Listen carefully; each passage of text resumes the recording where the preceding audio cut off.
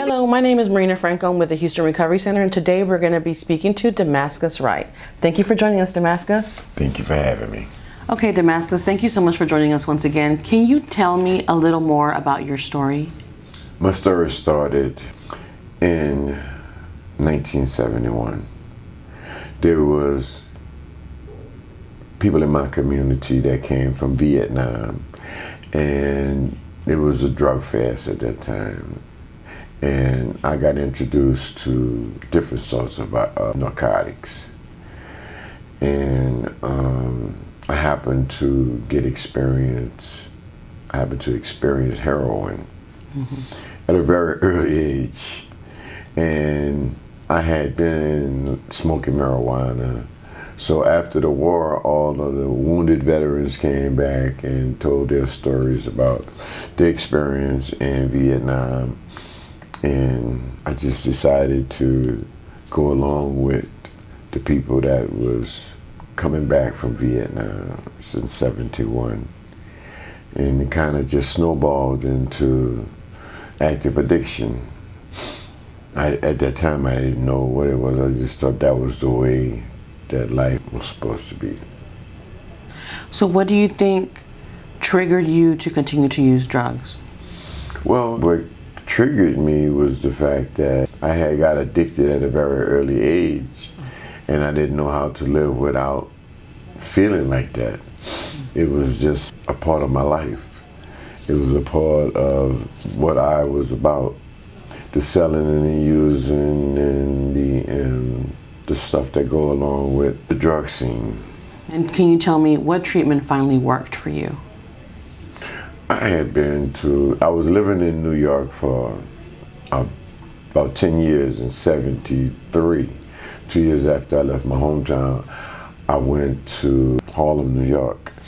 And I got into a treatment center there called Daytop, Drug Addicts Yield to Persuasion, Daytop. And that was my first experience with recovery. I didn't know at that time that there was help for me. And there was a place called Daytop. And I was in one of the facilities, it's Parksville, Swan Lake, and Millbrook. It's in Poughkeepsie. And that's where I had my experience, my first treatment center. And it was very intense. It's called a therapeutic community. So how did that work? That's a behavior modification kind of program. Okay. Basically, there's staff members and the students, I wish to call them, we all were responsible for each other's behavior. And the way Daytop worked was each one helped one. It's just a behavior modification program. And I liked some of it, I didn't like some of it. But that was your first experience, right? You said my very first. Very first. And after that, what happened? And I returned back to my hometown. I left there, returned back to my hometown. And so what happened once you returned back to your hometown? I came back in 1980, and I got married. But I wasn't addicted then. I still was pretty much sober, and I was using the tools, the modification tools that they had given me, and I had met my first wife in '80, and they got married in '81. Oh, okay. So after that, you continued on your journey of staying sober, or did something else trigger? I was kind of like just so without a program, without any assistance. I was going to church with my wife, because we didn't have any kids in '81. Well, we did have a daughter in '81, and I kind of just was just existing and not using. And you managed to do that for? Did that until '84. 3 years, I think, something like that. Yeah. Okay. And then what happened in '84? I started using again, and I still didn't get any help. Because back then it was like nobody could help you, for addiction. It wasn't as available as it is now. Okay. So I didn't know what to do. I didn't know what was wrong with me. So once you started using again, what was your experience like in life? I bounced around from job to job. I didn't like what I was doing. I didn't like the way I was living, but I didn't know any other way to live. So I was still dealing with drugs, still selling, still making ends meet the best way I could. And I had a wife, and my daughter came along in February of '81. So I got into the taxi cab business, and I got full access to more money than I ever dreamed of, just driving taxis. And where were you living at the time? New Orleans, Louisiana. You were, okay. Okay, and so what finally brought you along your journey? What happened after that? But after that, I mean, between '84 and '88, I was using really bad by that point. And my ex-wife was a school teacher, and I didn't know that there was help for me. And one day she asked me if I wanted help. And at that point, I was really desperate.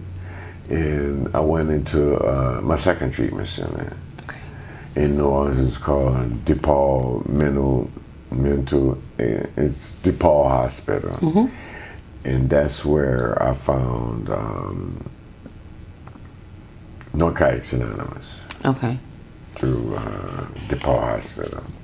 Okay. And did that work for you? Did that seem to help? It did. It did? It did. It did. And after that, have you been sober since then? No.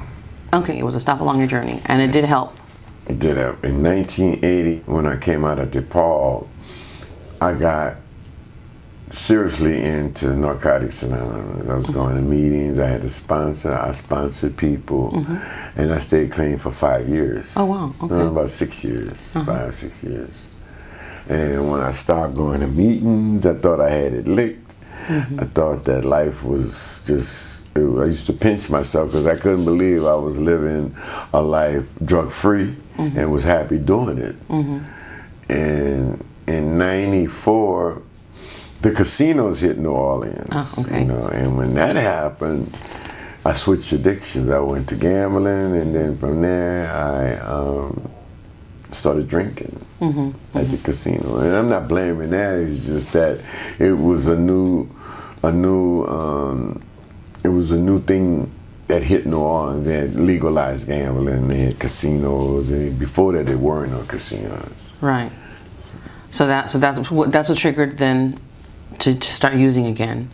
That triggered me to start drinking. Oh, to start drinking and gambling. Gambling. Okay.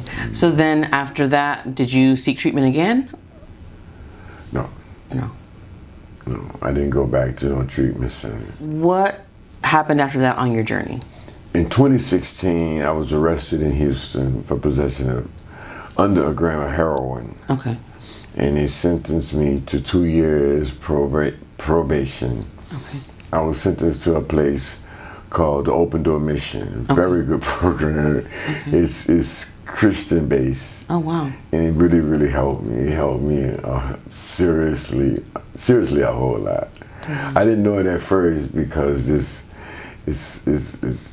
restricted from everything. Phones, visits, smoking. And I got caught at the Open Door Mission smoking, which is a very serious violation. Oh, wow. So I was discharged. And my sobriety coach that works here, Mr. Samal Williams, he helped me to go to Recenter. And that's where I reside right now. Well, that's good. I'm glad that we were able to help you. And can you tell me, what treatment are you on currently? The medicine Vivitrol. Okay, and how is that working for you?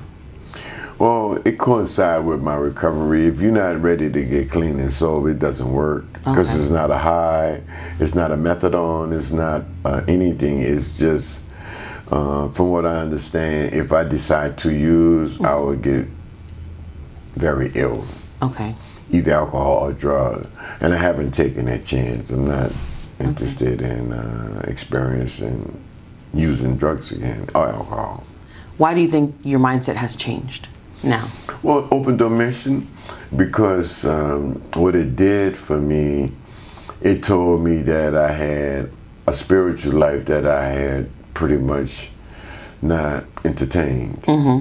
That was the do-all. I mean, when I found God, I got a freedom that I really enjoy. I have a freedom that I don't have to use, and I'm a happier person because I'm a different person.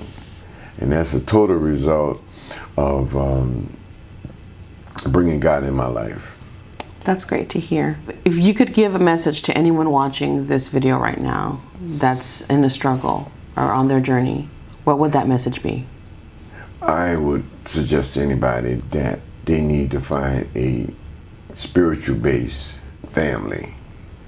I have other bishops in my life. I have recovering bishops. I have Lakewood Church.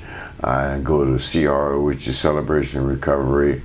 But I put the work in because God motivates me to do that. And that just didn't happen. It came from prayer. It came from my mother's prayers. It came from my children's prayers. It came from my desire to see what else I had to do in life besides be a sick practicing addict. That's what worked for me. And when God allowed me that freedom, I decided to expand it. And I'm happier. I'm a changed person. And by being changed, I do different things. I do not go around using people. I don't put myself in positions that I even entertain stuff that detrimental to my life. Well, you have a great story, and thank you so much for joining us, Damascus. You're so welcome. God bless you. Thank you.